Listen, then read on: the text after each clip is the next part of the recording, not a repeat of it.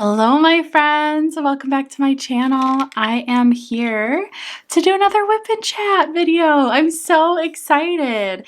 It is a cozy Sunday afternoon over here and I really didn't have many plans, so I thought it would be fun to do another whip and chat with y'all. This will be my first time doing one without any questions prompted or talking points ready to go. So it may be a little bit more rambly, but I am excited to do some diamond painting with y'all and just get into it. So if this is your first time, a whip and chat stands for work in progress and then obviously chat. So I'm going to work on my diamond painting that I'm currently working on while I chat to y'all about whatever comes to mind. These are the perfect kind of videos to grab a snack, grab a cozy drink, grab your current work in progress, whatever you're working on, and do it with me and just listen to me ramble about random stuff. When I was getting ready for this or trying to like hype myself up for it, because I'm a little nervous. I'm like, who's gonna want to listen to me ramble for however long? But my grandmother, who I love so much, she watches all of my YouTube videos and she is like my biggest hype woman ever. Hi grandma, I know you're watching. So I was like, okay, just pretend that you're talking to grandma and then you'll be fine. It's no big deal.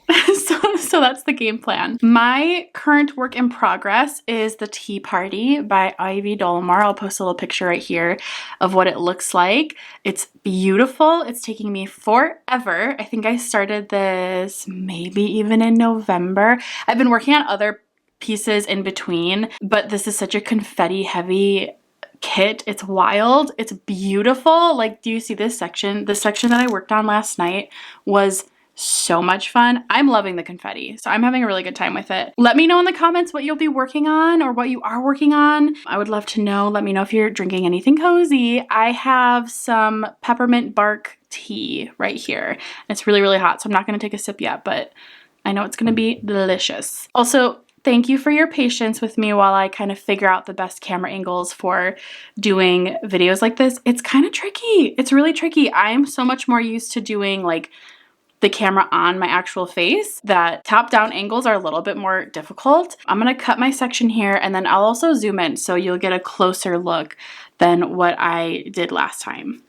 I think a closer up view would be more interesting, but also my hand probably blocks a good portion of what I'm actually working on. But how many people actually watch these videos? Probably not many. It's kind of more of like almost like a podcast style, I would assume.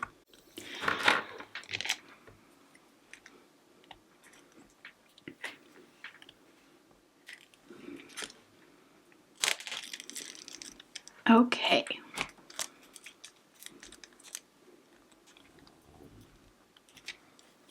I'm actually just gonna go ahead and cut off the whole thing because I know that I'm going to finish it. Even if I don't finish it in this video, I'm going to sit down and do a section. That was the goal. I get a lot of questions about my pen and where I got my diamond painting pen from. I got this from a small business called Erica's House of Rainbows. It's just a husband and a wife duo, but they make beautiful pens, obviously. This is like my dream diamond painting pen, so I use it pretty much all the time. Like, I don't own a ton of pens, and this one is my absolute favorite. But they only sell their pens like on Facebook, so you have to join their Facebook group if you are interested in their pens. And I don't know if this has changed. I ended up leaving the Facebook group, but it's kind of random if you get selected to get a pen. When I got this pen, they were posting photos on the Facebook, and then you had to put a number. Like if you were the 5th person who like claimed it or wanted it, you would put like number 5, and then they would randomly select per pen who basically won. And then when you won, you had like 24 hours to pay and they would send it to you. So it ran a little bit differently than like your normal Etsy shop. And I like to kind of preface that because not everyone likes that setup. I'm like very happy with this pen, so I don't feel like I really need many more. Okay, I have been trying this new kind of like flow in my diamond painting where I start with more of like the darker colors and I work my way to the lighter colors. And I've actually really liked that approach. I don't know if that's something that is what normal people do, but I like working with a lot of the darker colors first because they stand out the most. And then as you whittle it down to some of the lighter colors, then like the medium colors will stand out. I don't know if that makes sense, but I've been enjoying doing that. Sometimes I'm like, what color do I want to work on next? I don't know. And this sort of helps that decision be made quickly. So how's everybody doing? Like I said, it's Sunday. We had church this morning, and by we I mean me, because my husband's out of town. So I had church this morning, and then I came home, and I have a bunch of plants that needed to be repotted into pots. They were like propagating plants. So I did that. I made the most delicious chia seed pudding, like little parfait. It was so good. When I tell y'all, it was seriously so good. Like I seriously could have eaten another one right after it. It was delicious. It's gonna be probably one of my new favorite, like, it's not even a dessert. Like I'm gonna eat it for breakfast, which is crazy. But chia seeds are really good for you. And I made chia seed pudding, and then I put that at the bottom of a container. And then on top of that, I topped it with this stuff called Cocoa June, which is cultured coconut. It looks like yogurt, but it's actually cultured coconut. And so it has like a lot of good like probiotics and prebiotics in it and stuff. It's a little sour because it's not quite yogurt. It's kind of like Greek yogurt, I guess. But I topped it with that, and then I topped it with strawberries and raspberries, and it was so good. The very like mild taste of the chia seed pudding, because it's just like chia seeds and almond milk, with the mix of like the more sour kind of cultured coconut yogurty stuff on top, and then the berries. It was just like a blend of all of the most perfect flavors. Highly recommend. It was really good. The chia seed pudding recipe is so easy. It's 4 tablespoons of chia seeds, 1 cup of almond milk, and then a drizzle of honey. And I also add a little capful of vanilla. And you stir it really, really good. And then you pop it in the fridge for 30 minutes. And then you take it out and you stir it again so it has a good consistency. And then you can leave it in there maybe for like an hour and it's ready to go. But anyway, it was the first time I tried that cultured coconut stuff, and it was so good. Highly recommend. It'll probably be more in like the health food section of your grocery store. Honestly, this week was the first time I'd ever seen it. But yeah, I made that, and then I made some tea, and I came up here to diamond paint. So very relaxing day indeed. It is so cold today. I cannot get over how cold it is. What did the temperature say? -1? What is it right now? We have a wind chill advisory. It's 4 degrees, low of 3, high of 12. It feels like -14 with the wind chill is what the weather app says. It feels like -14. Okay. I guess that's life when you live in the Midwest. What are you gonna do? We had our first big snow of the season this last week, which actually feels very delayed because typically we get snow a lot sooner. Like at least we get one good snowstorm in December. But yeah, it hasn't been until mid-January. Well, I guess early January to get a good storm. We had schools were closed for I think Tuesday and Friday. Friday was wild. There was so much snow. We got over a foot of snow. Throughout the week, we accumulated, I think around like 6 to 8 probably inches. I had to shovel every day during my lunch breaks because my husband was traveling for work. And I was like, you can come home now, please, so you can shovel. I'm so sick of shoveling. We live on a corner, so we have like twice the amount of sidewalk that like our neighbors do, you know, because we live on a corner, so we have more sidewalk. And I was so over shoveling. And we have a snow plow, but I've never done it. I don't know if I should admit that, but I've never used the snow plow. I'm a little intimidated by it. Andrew, my husband, got it on Facebook Marketplace, and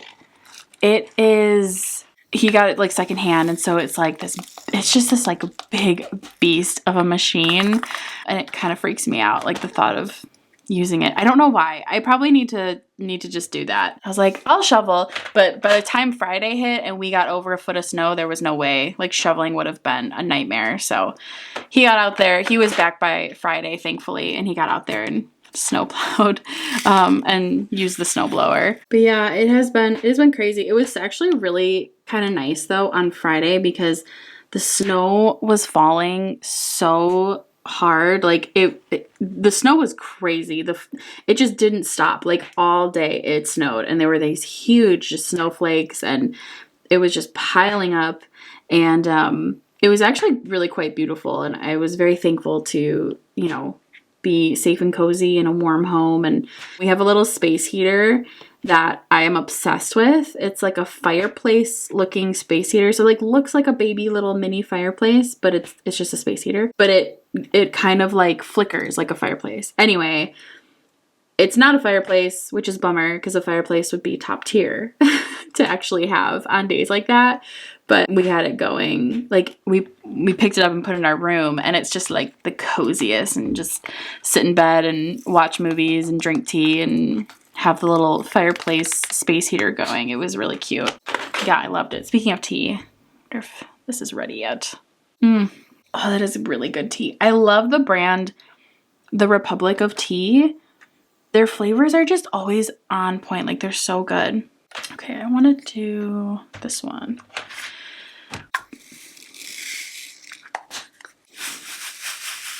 But yeah, I don't mind the snow right now. It's honestly when it's like March and I'm ready for the snow to be gone, and then we get like 6 more storms. It feels like 6 more storms, and we'll always have like a random one in like April or something. It's just ridiculous. Like by then I'm very ready for the springtime. I don't need snowstorms in the springtime. No, thank you. The one thing I always get, like, I don't know if it's just me. I don't know. I'm just like, when it comes to thinking about, and I'm sorry if anyone else feels this way, I just have to like say it, but the minute it starts snowing and getting really cold outside, I immediately start thinking about like the stray cats that are outside, and I get so sad at that thought. And so when it snowed on Tuesday and I had to shovel, I was like, okay, I'm gonna go and open our garage a little bit, and I'm gonna put some food out in case anyone needs it, and I'm gonna put a blanket in a little box. And like, I actually really want to make like little outdoor shelter boxes. I know that there's a way you can do that. I just haven't yet, but I came back the next day and the food was eaten, and there were little kitty cat paw prints on our driveway leading into our garage. It was so cute. It was like leading into our garage from the left, and I put the food to the right of the garage, and like the cat came in from the left, and then it exited from the right, and I could see the little paw prints. It was so cute. Tuesday wasn't too bad. Like, I think easily survivable for pets or cats or strays or anything like that. But it was Friday that I was like feeling so just overwhelmed by that thought. And I mean, maybe not overwhelmed, that's probably a little bit dramatic. I get really sad thinking about the pets out there. And so I've been diligent every day to kind of go back out and put some food out, and it has been eaten. I don't know by what, but it's definitely getting eaten. And so I just put some more food out when I got home from church, and put a little box out there, and I tried to position the box like in the best way possible. And I had a little, like, they make those like rubber mats for your knees when you garden, and I kind of put that at the bottom of the box to give it even more kind of distance, like from the ground. I don't know. I hope if there's anything out there, it's finding its way back home, because just breaks my little heart. Okay, anyway, we'll move on from such a sad topic. I think that's the only thing that I get bummed about working from home, is that I don't get like snow days. And the excuse for like the Wi-Fi going out or something like that doesn't really work for me, because I have a hotspot, and so I have to jump on if I can just jump on the hotspot if I need to. But man, I get a little jealous of those that get to have snow days. I feel like that would be fun to enjoy. I do get tomorrow off though, which is nice. Tomorrow off for Martin Luther King Jr. Day. And then I actually have off again this week on Friday. So I only have a 3-day work week, which is nice, because Sunday is my birthday, and my husband and I, for my birthday, ever since we've been married, the whole time we've been married, what has transpired, like, this is how it started out, and we just kind of haven't deviated from it, is for my birthday every year, basically, like, we'll both take off on the same day, and then he'll just take me around to like my favorite stores and kind of let me buy whatever. I mean, within reason, obviously, but he'll let me kind of just shop and purchase what I want for myself, which is really fun. And we go to like my favorite like maybe like cafe for a coffee, or go out to lunch at like my favorite spot for some food. So we're both taking off Friday and get to do that. I'm really excited. I'm gonna go to Home Goods. I haven't been there since Christmas, or like before Christmas. So I'm excited to see what maybe like Valentine's cute stuff they have, or maybe just like springtime stuff. I'm really looking forward to that. And then I honestly don't know where else. Maybe Target to see if they have cute seasonal stuff out. I also haven't been to Target. It's funny, like I go to the shops so much like around the holidays because obviously you're shopping and there's a lot to get and a lot to do. And then immediately after the holidays, I'm like, no, don't make me go to the store.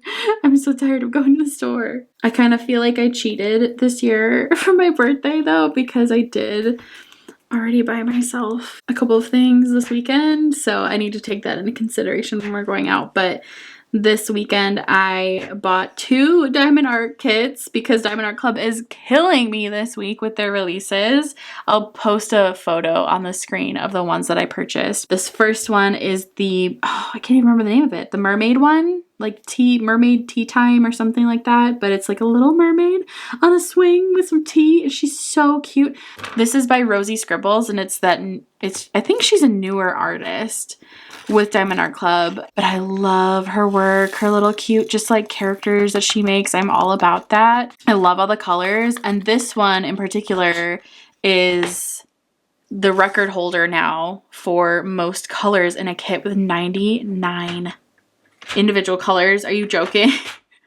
Like, it's so many. I'm gonna have to buy new stuff to kit up with so I have enough containers to contain all of the colors. It's nuts. It's so crazy. But I'm really excited about her. And then I actually earlier this week too, I purchased the other one from Rosie Scribbles, the Love, was it Love Bard? I think it's called. Here's a picture of that one. And that one is so cute too. All of the pink. What's hilarious is that this one, before the one that was released this weekend, was the previous record holder. So just all the records being broken this week with the most colors. I think that one has 97 colors. So crazy. I cannot wait to get those kits. I have a feeling they're going to be so big, and I am so excited. And then the other one that I bought this week was Winkin', Blinkin', and Nod is what it's called. And I'm pretty sure that's an old nursery rhyme, maybe? I'm sure someone will know and correct me. Please feel free to. Or maybe like a song or something. But I loved this artwork. It totally reminds me of the books that like I used to go to the library and check out. Like just these like classic like children's books. So dreamy, so cute. I am obsessed with the moon. I am obsessed with the moon. And just the colors, the sky, like this was very much my vibe. And I don't really have a lot of kits like this. Like a lot more of my kits are more character or portrait focused, and this one just was so whimsical and magical, and I was just gonna put it on my wish list at first, and then I was like, it is my birthday. And I did have my points saved up to get $50 off, so I used that too, and it brought the price down pretty well. So I did that, but then I also, oh my gosh, of course too, it's funny that I was talking about pens and purchasing Diamond Art pens more towards the intro of this video, but I did finally get my hands on a Butterfly Effect Wears pen. And if you know, you know. But it is really hard to get a hold of those Diamond Art pens. They make the most beautiful pens, like resin, or I don't know if they're resin, but they look like this. Theirs are so stunning, and they come out with like, I don't know if it's every week or every other week, but they come out with like a new drop that's like a color or a theme like every week, I think it is. And they make, I think, close to like 40 of these pens. They release them on a Saturday, and they are gone. They are gone in the blink of an eye.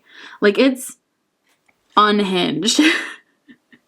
And I have tried to get my hands on some before, but I was unsuccessful. Like, they go so fast. It's like, it's crazy. I noticed this week that they were releasing the Pantone color of the year as like their theme, which is the color like peach, which is one of my favorite colors. And I was like, oh my gosh, I want this pen so bad. Like, I've liked a lot of their other ones too, but this was the first time that I was like, oh, I really want this peach pen. Like, that would be so fun to have. And so yesterday I had set an alarm for like 10 minutes before they dropped, had my computer open, was refreshing the page, ready to go, and I did successfully get my hands on one. But it's so cute, and I'm excited to receive it. But yeah, that was a little pricey too, which makes sense. They should be. I mean, those are hand-turned, like, pens, one of a kind kind of thing. So I'm really excited though. But yeah, I hope Diamond Art Club doesn't come out with anything else that's on my, like, buy list this week, because I bought 3 kits last week, which is unheard of. I'm gonna have to do another haul video soon, which I really didn't think I would, but here we are. Also, can y'all see this? Probably not. I don't know. This color in this kit, this is the first time I've ever seen this. And I have checked, it's not that I mixed 2 colors. I don't have another color that is close enough to this color. I know for a fact I did not mix colors, but I don't know if you can tell. But I don't know if it's like the dye batch. It may be really hard to tell on camera. I can't see it, but maybe when I'm editing it, you'll be able to.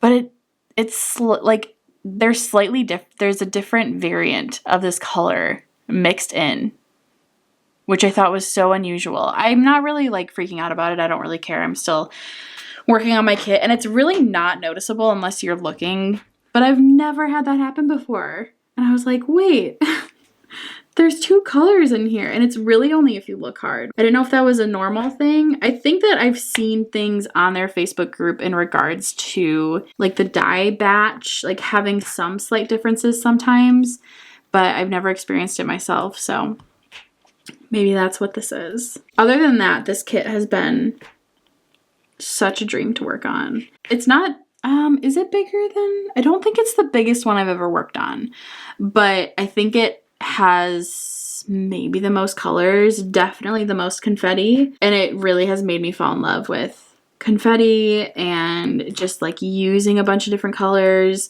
especially one section at a time. It's just fun. Like, I'm just never bored. Every single little section that I do, I can't wait to get to. So I'm having a wonderful time. It's just taking me a billion years to do. I'm curious, for anyone who does diamond paint, what was the kit that you worked the longest on? Or it just took you the longest because maybe you experienced some burnout. I'm kind of waiting for the day where I start a kit and I really realize I'm not enjoying it, and I put it away for like 2 years before I start working on it again. Oh my gosh, I completely forgot my camera shuts off after 30 minutes of continuous filming. So I don't know what I last talked about, but I'm back. Sorry if it cut me off halfway through. Okay, what else can I talk about? This is harder than I thought. We chatted about the weather, classic.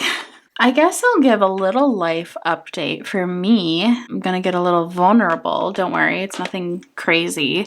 But I have recently been diagnosed with PCOS. I guess there's no really other way to say that, is there? And for those of you who aren't familiar with PCOS, that stands for polycystic ovary syndrome, and it's a hormone kind of based issue, if you will. Yeah, I was diagnosed right before Christmas. Merry Christmas to me.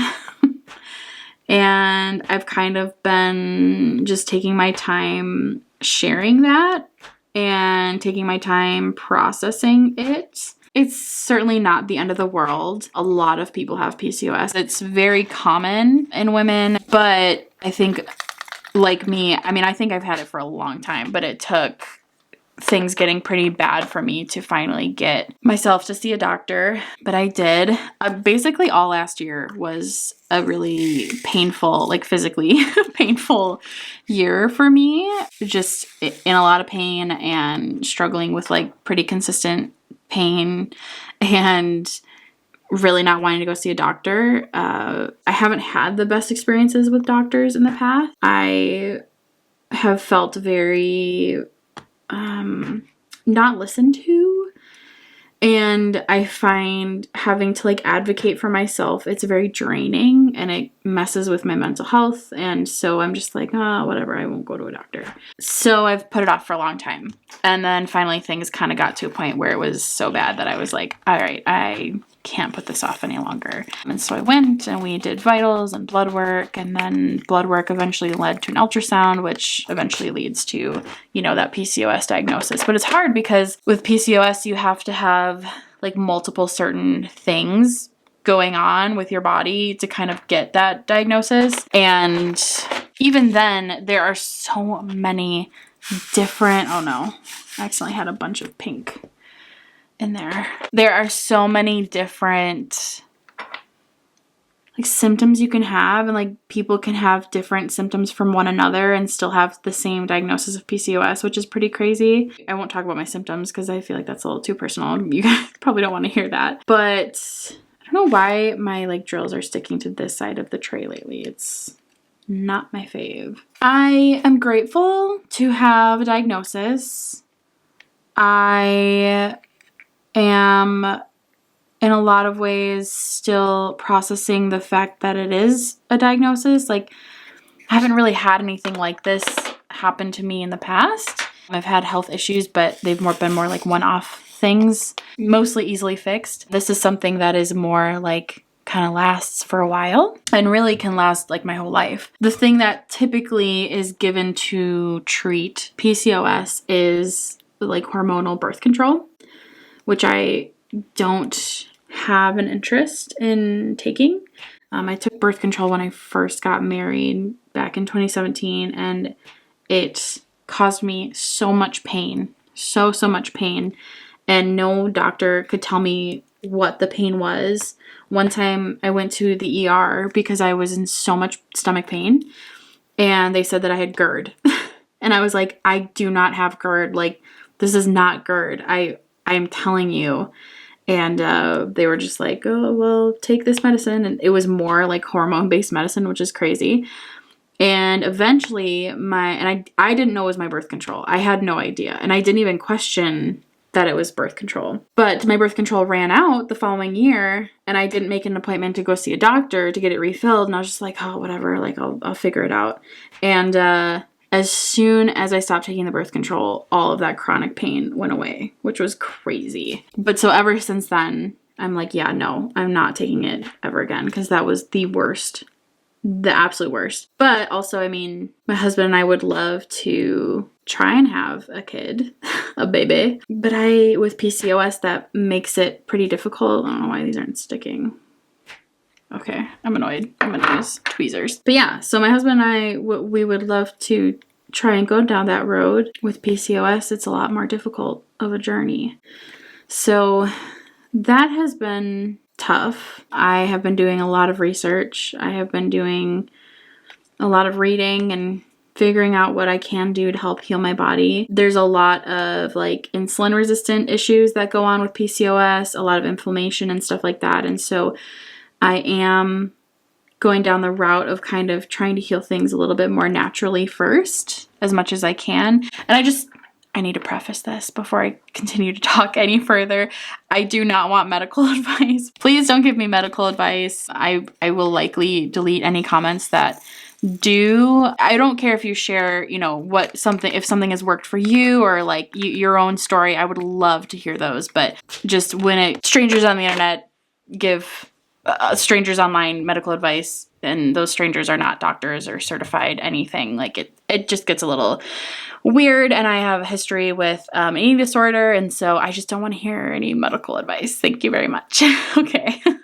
Not trying to be rude, I promise, just trying to set some boundaries. But so yeah, trying to heal things a little bit more naturally, which that also is a bit of a journey for me, because like I said, I struggled with an eating disorder a few years ago, and it has taken 2.5 years of therapy to really work through that. And I'm in an amazing place now. I am so much better than I was, but I don't have any interest in sort of relapsing or going through that again. So my mental health also like is being heavily taken into consideration in the things that I am doing. But a lot of research has led me to believe that basically gluten and then dairy, and then also like a lot of sugar, refined sugar, just like desserts, things like that are very much not helping like my hormones or my body function the way that it needs to.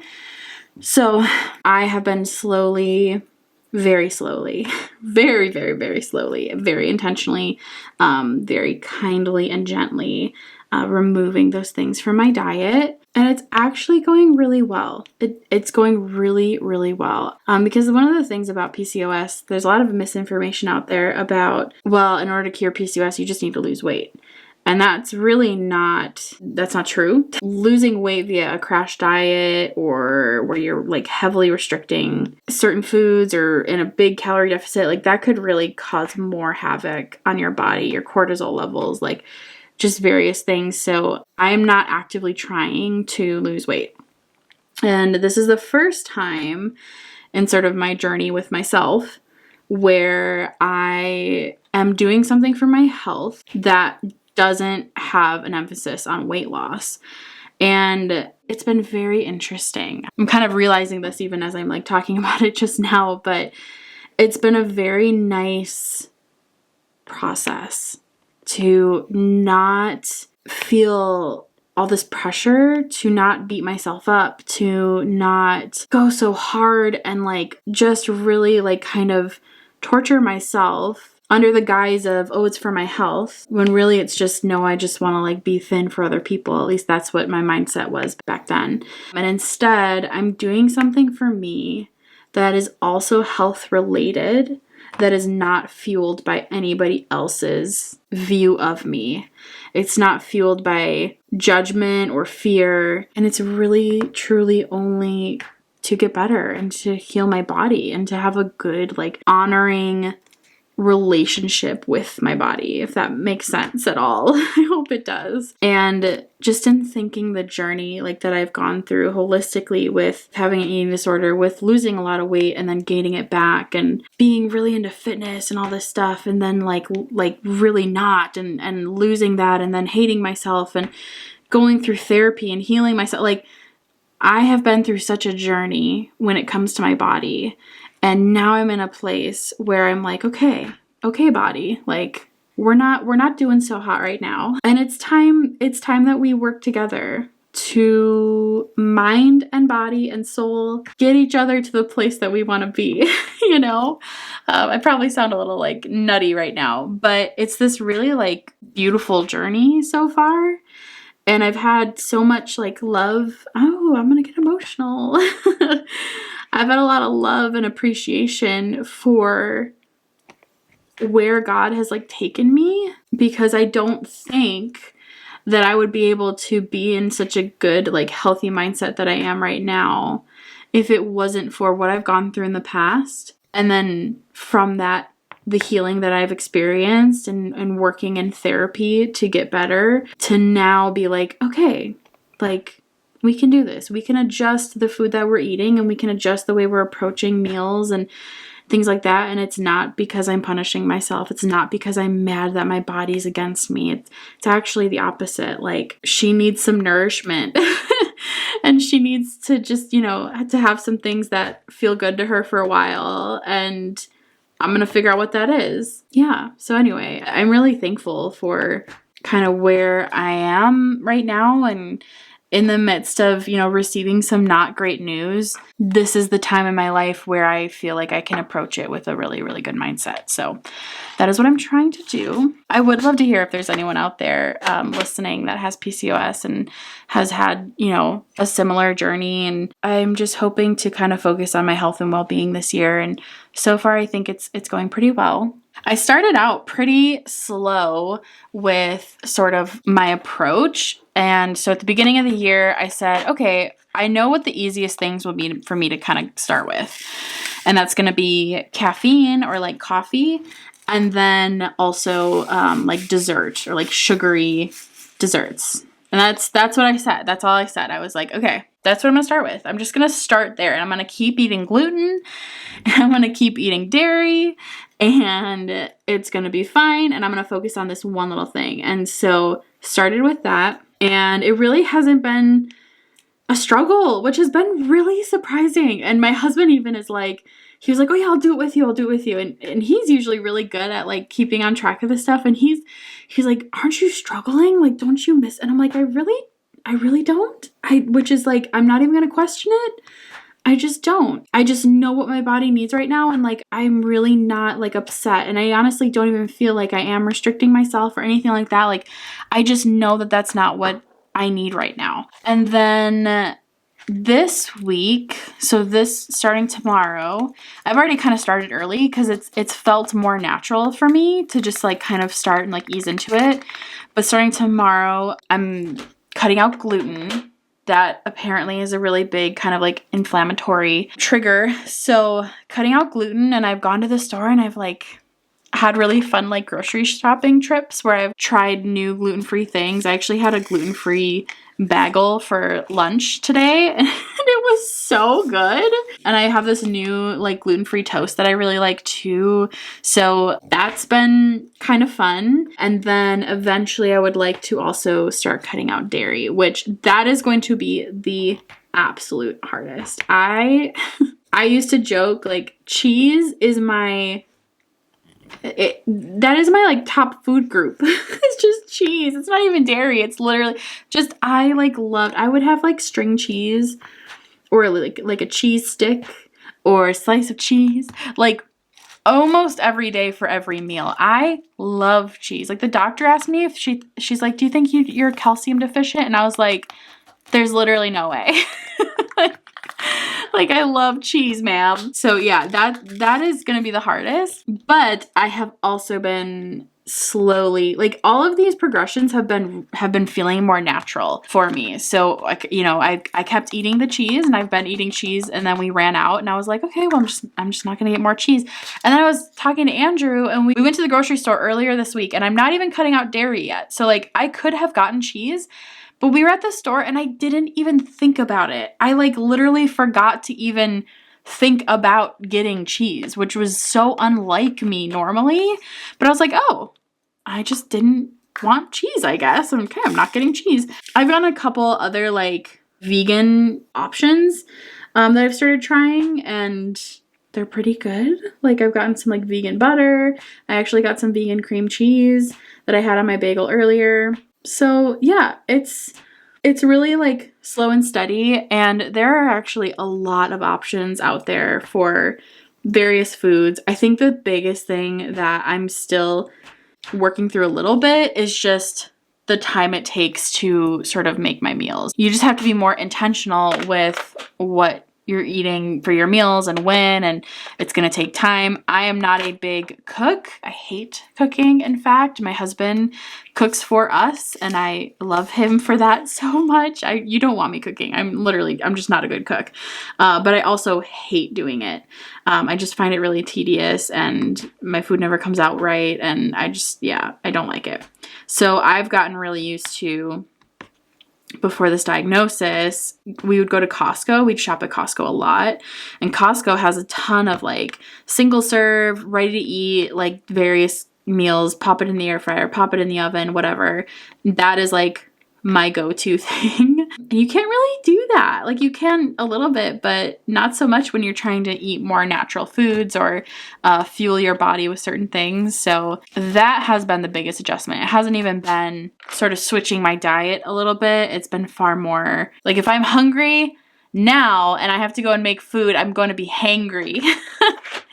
So I think like figuring out what my snacks are. That's the other thing too. I'm a big snack person. Like I'm such a snack girly and I don't know all of the sort of available snackies for gluten and dairy free people like myself or trying to be. Just, you know, more exploring at the grocery stores is needed and will be had. But yeah, kind of taking it one day at a time. At least I've been feeling good. And like I said, this journey has actually been so far kind of enjoyable because it's not fueled from hating myself. And that's just such a new experience for me that I'm still sort of in awe of and grateful for. So I'm hoping it'll remain that way.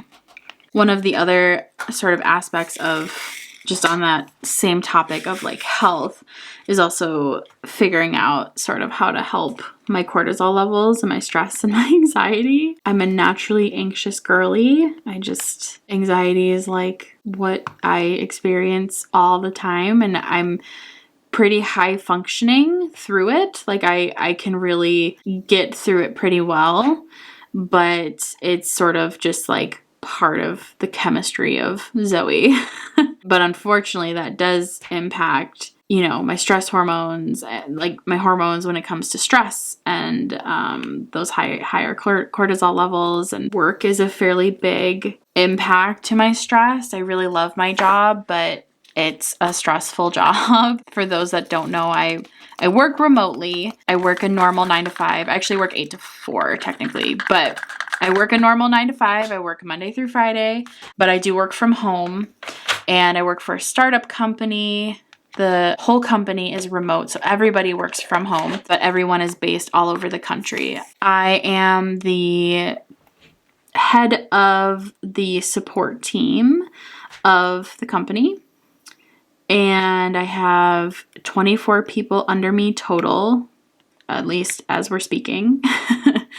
And I have 10 direct reports. 6 of those are like IC, you know, support agents. And then 4 of those are managers who are also managing support agents. And I didn't really ask for the role. It kind of found its way to me. I was a support manager, and then our director at the time had left the company, and they needed someone to kind of step up and not so much be the director, but sort of be the lead. And they had asked me. And I was like, sure. And it's kind of it's an interim position, but it has been a lot of work. And my company's been really great. They're very, very supportive. I literally love my company, and I feel very blessed to work there. But it's kind of one of those things where my patience has been very tested. My stress has been very tested. My boundaries, like I've had to be very secure in placing boundaries and getting people to respect those and doing it in a way that also feels respectful to them. But yeah, it's been really tough. It's been really, really tough. And I have been in this kind of point where I'm like, okay, maybe do I ask to be a manager again? Like, do I go back to managing and feeling less stressed? Because managing, I did not find nearly as stressful as I do this whole thing. But then also there's this little bit of pressure of feeling like, well, I don't want this like opportunity to pass me by. Like, I'm being asked, you know, to kind of step up, and I can do these things, and I have been doing a really good job, and they see that. If I ask to be a manager again, it kind of feels like it negates the work that I've been doing. And I know that's not true, but it just like, it almost feels like I like, what did I do it all for then? I don't know. And again, that doesn't make sense, because the things that I do every day and showing up for work, like it always has an impact, and it matters so much. Man, I don't know if like my glue dots are just too sticky today or what, but it's hard to get this stuff stuck to the canvas today. Here we go. But yeah, so those are kind of the thoughts that I've just been, but it's been like stressful, and I'm like, okay, how, so I got this opportunity, and I'm in a perfect position where like I could ask to be director and like get that officially like on, you know, happening. But then I'm also trying to work on my stress and my health and my well-being, and like the timing couldn't be worse for both of those things. And I would love to just like show up to work and be like, I'm not stressed, like I'm fine and whatever, but it's just not the nature of the job. It's a fairly stressful job because we're supporting, you know, people, and it's a health insurance company too. So of course, we're not getting like nice people that are calling in, and, you know, my team is stressed out because members are stressed out. So there's a lot to do. It's a scrappy startup company. So you are going to be challenged a lot, which I love. I thrive in these environments, but my stress does not. I don't know what's going to happen. I don't know what decision I'm going to make. I've been praying a lot about it, and I've been just trying to figure out you know, maybe I do take a step back and I instead prioritize my health, my well-being, you know, maybe the future of our family. Like I say, you know, no, I want to be a manager because it's not time yet. I'm also kind of young. Like I'm going to be 32, and to be a director of an entire department at a company at 32 years old, I mean, I don't know. I'm sure there's people that are far younger than I am that are, you know, further along in their career. But that feels like, I feel like that's a lot of success for someone my age. And I'm proud of what I have achieved so far. But I'm kind of like, you know, who's to say I couldn't do it later on, I guess is what I'm trying to say. Like, I have time. If I wanted to go and be a director, you know, in my later 30s or even in my 40s or 50s, like I still could. So those are kinds of the things that I'm thinking about when it comes to work, and I'll see what happens. All right, well, I think this was a far long enough video. I am going to wrap it up. Obviously, I didn't get quite finished with this panel, but I really only mostly have a lot of the ABs to get done. So, but I'm gonna call it a video. Thank you so much for joining me. If you've made it this far, I know I talked a lot. Here, I'm going to zoom out again. I drank most of my tea. It's almost gone. Thank you so much for listening to this video, for watching this video. Please let me know if you liked the whip and chat, if you like hearing me ramble about my life. I'm kind of an open book, so happy to share more if folks are interested, and maybe I'll keep making some of these videos. It would be fun to maybe try and get one up once a week. We will see, but thank you for joining. I love you guys so much. I hope you have a wonderful rest of your day wherever you are, and I will see you soon in my next video. All right, bye.